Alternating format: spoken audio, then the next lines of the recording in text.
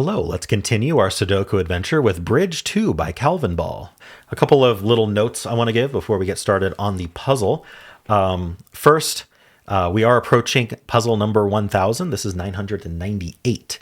And so look forward to something special for 1000 that we've been putting together. Also, almost hitting 1,000 there has caused the sheet to kind of mess up. And I have fixed the master sheet. So the one that's in the description is fixed and will show new puzzles. But if you copied that anytime but like the past day, then it's going to be broken and you won't have puzzles past, I think, 995. And so what you can do is you can either re-clone the puzzle, just make a new copy of it and work off of that. And you can copy over the two columns of, if you've been keeping track of what you completed and how much time, you can copy those over. Or I do have instructions at the bottom of the cover page of the master worksheet that will describe how you can fix your sheet if you'd prefer to do that.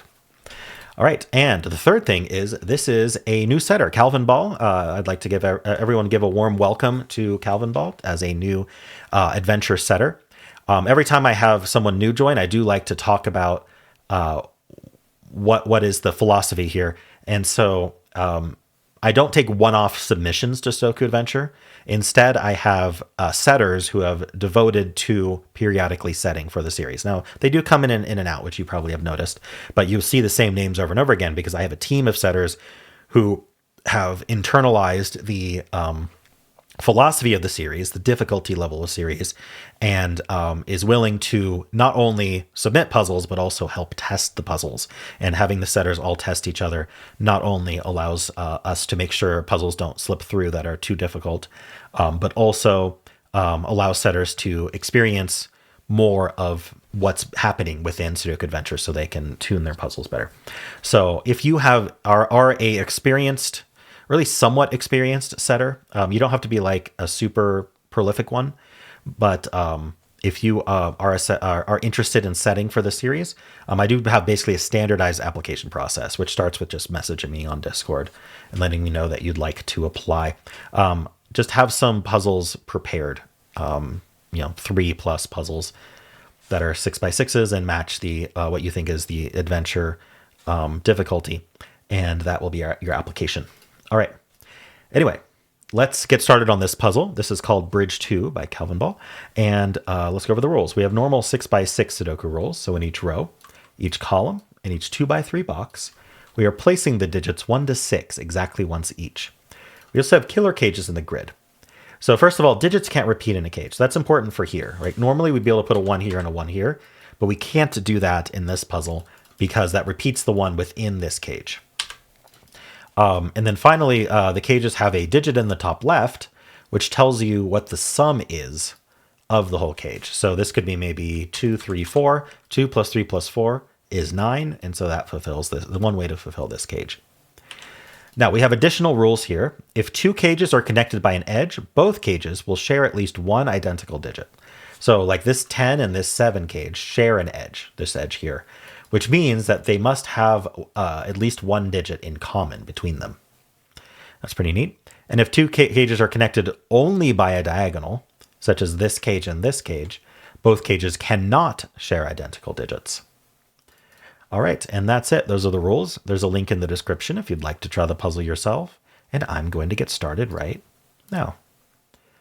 Okay, well, the first thing I'm noticing is we've got a 10 cage here and 2. And so this has to be 4, 6. And in a 6x6, the only way to add to 10 is 4 plus 6. 5x5 doesn't work because we can't repeat digits. And there aren't diagonal cages anyway. Now, the other thing is we know that this cage is 7 and 3. So it has to be 1, 2, 4.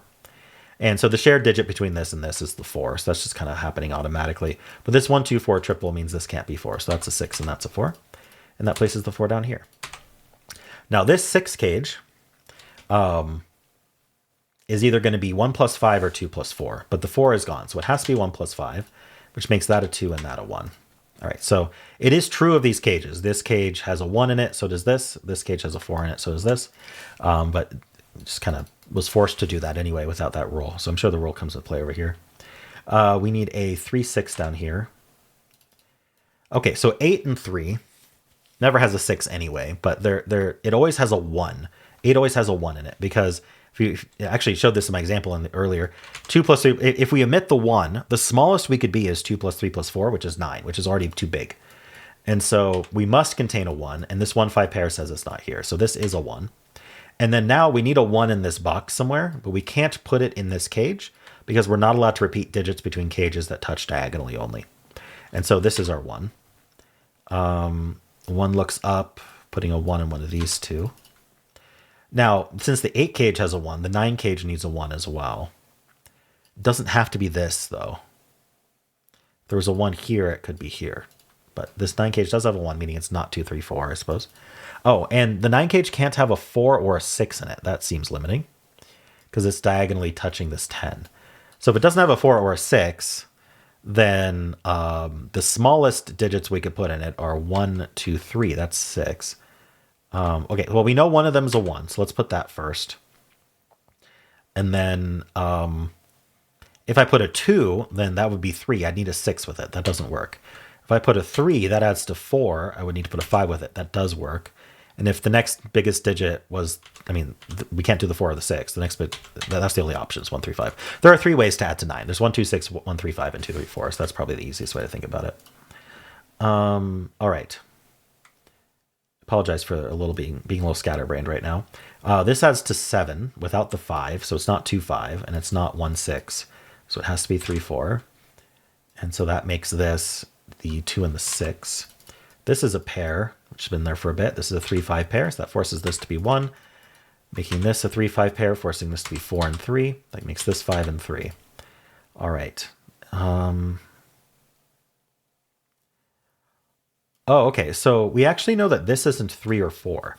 So the 3 and the 4 go up here in the box, making this the 6 and this the 3.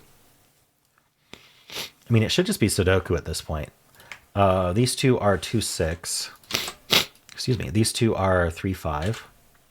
3, 5 pair means that's not a 3. See, 3, 5 pair makes this a 1 and a 5. This is 2, 6. So that's a pair. So 6 has to go in here somewhere. Just by Sudoku. 2, 6 pair looks down. 6 looks in. 3, 5. So this is 2, 4, 6. Sure. Let's write out 2, 4, 6. We know this isn't 6, and we know this isn't 4. 4 is up here. It's touching this cage, right? What's kind of, what am I missing? Oh, so maybe not. This is this is known. This is a 2. All right, so that's 6. That's not a 6. This is a pair, 4, 5. Oh, the 4 is point. So this is the 5. This is the 4. And that makes this a 5. That's 3 and 5. That's 3 and 5. Places the 3 and 4 down here, making this 2, 6, 2, 6, 2, 6. This is the 2, and then here we need the 1 and the 4, and we're done. All right. Very nice premiere from Calvinball. Everyone, again, give him a warm welcome. I enjoyed this quite a bit. I think it was a unique idea. So let me know how you did, and if you enjoyed this, why don't leave a like, subscribe, and a kind comment below.